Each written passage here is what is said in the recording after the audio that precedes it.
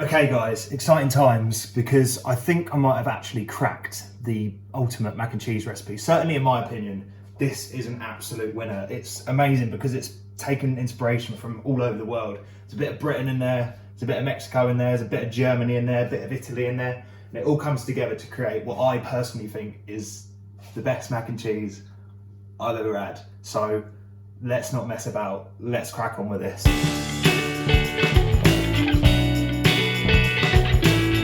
All right, so I've got 2 pans on, so one's just on a low heat, and then I've got some water here that's boiling. I'm gonna heavily season that with salt, obviously. And by the time this is this is macaroni, so by the time this macaroni is about 80% cooked, we should have a cheese sauce ready to go. Aim for about 80 grams of pasta per person and add to rapidly boiling water for about 7 minutes. Do a better job than I did and get all your pasta into the water. I'm using macaroni, but you could use whatever dried pasta you like, even spaghetti if that's what boats your float. Okay, so we're gonna start by making a roux, which is just butter and flour. Equal parts of each. So I'm only making this for about 2 people. So just a tiny little bit of butter goes in. Butter's melted, go in with roughly the same weight of flour. Cook this out until you can smell something that resembles pastry. That's smelling like cooked pastry. So now I'm gonna slowly dribble in warm milk.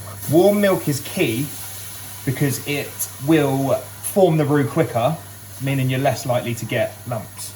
So add it little bit by little bit, just be patient with it, it will come together. You can turn the heat up a bit now if you want.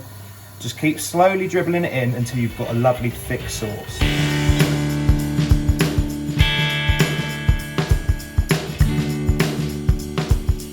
So what we have here is what's known as a bechamel, or a white sauce. It's one of the 5 French mother sauces. Fancy. There we go. So that's your bechamel. Now that is a base for so many different sauces, but today, because we are making mac and cheese, we are going to add, yeah, you guessed it, cheese. I'm going to turn that down. Don't need to boil that anymore. You don't want to be boiling cheese.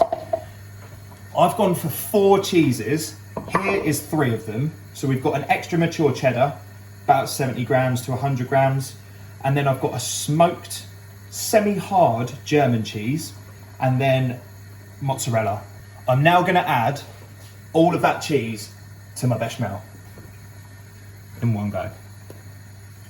Keep that on the low heat. You don't really want to boil cheese. It's not very nice. So we've got the cheddar, extra mature cheddar in there for flavour. We've got the smoked German cheese for a bit of smokiness. Honestly, that works so well. I think that's the game-changing part about this recipe. And then we've got the mozzarella for stringiness, because you know it'll give it that nice pull that you always get with mozzarella. Absolutely fantastic. So we've got Germany in here, we've got Britain in here, we've got Italy in here. Now I'm gonna add some Mexico in the form of a big old handful of pickled jalapeños, which I'm just gonna roughly chop. I want some big chunks in there. Get those in there. Also, don't waste any of that pickling juice that it comes in. Feel free to steal a bit of that. That's all good stuff. Will just help get that lovely jalapeno flavour everywhere. And that is, I mean, come on, for goodness sake, look at that bloody cheese sauce. It's unreal. We're gonna add some pepper, season it with a pinch of salt, and just get that all melted. Look, you can already see that mozzarella doing its stringiness. Look at that. Oh my days. Come on down. That looks amazing. Check on the pasta.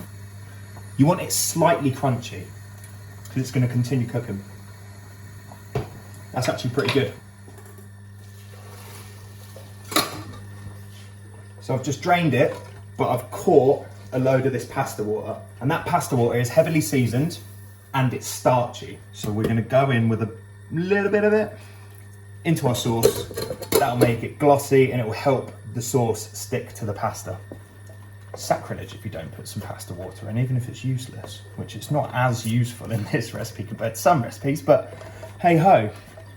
Right, I mean, come on, cheese sauces don't get much better than that, do they? Absolutely ridiculous. And then just to freshen it up, because it's a bit heavy on fat at the moment, bit of coriander, another nod to Mexico. So just take a little bunch and just roughly chop it.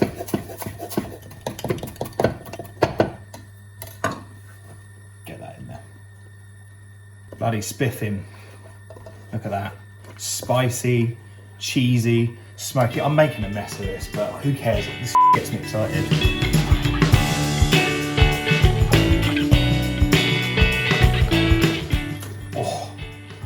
And I don't know about you, but I like a ridiculous ratio between pasta and cheese sauce. I think the cheese sauce has got to outnumber the pasta, so don't be afraid to make a load of cheese sauce. Look at this, it's absolutely unbelievable. That on its own is fantastic, but I ain't done yet, son. So I said I had 4 cheeses. I'm going to introduce you to the 4th one now, and it's cream cheese, or you could use mascarpone. I'm just going to take little blobs of it, and I'm just gonna randomly dot it on top of my mac and cheese, almost like you are laying mozzarella down on a pizza. And when you get a mouthful of one of those, it's like, what the f? Still not done. I saved back some cheddar. I'm just gonna scatter that over the top. And then another game-changing ingredient, as it always is, it never lets me down, honey. Now this is gonna burn in a good way when it goes under the grill. It's gonna char amazingly, and the contrast of flavor that it gives you is unreal.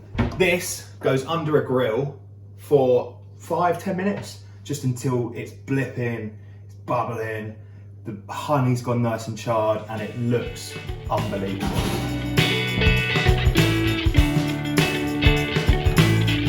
It's looking incredible. Let's do this. I am so excited. Turn off your grill. Oh. Golden Bennett.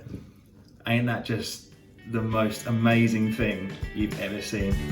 This ultimate mac and cheese is nearly done. Just scatter over some coriander to make it look nice, and also some cayenne pepper for a little extra heat.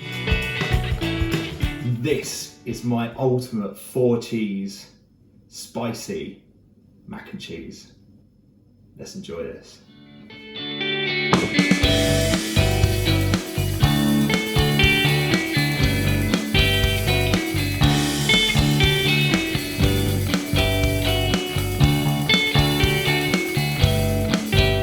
Alright, well, hungry fam, I'm so excited for this.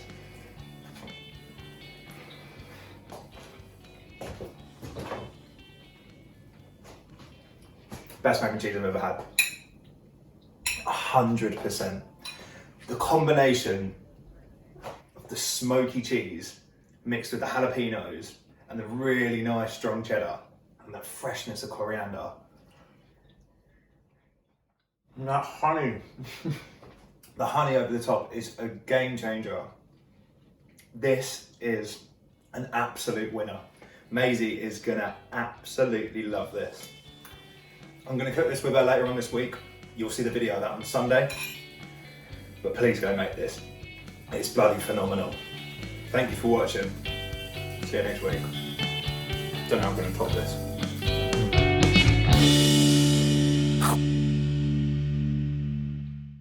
So we're gonna make a mess of things. Oh, come on, I picked the one that was difficult, didn't I? Holy bloody hell, that's much more polite. I am praying for a cheese pull. So let's have a clean down. Come on, where are you? No. That's it.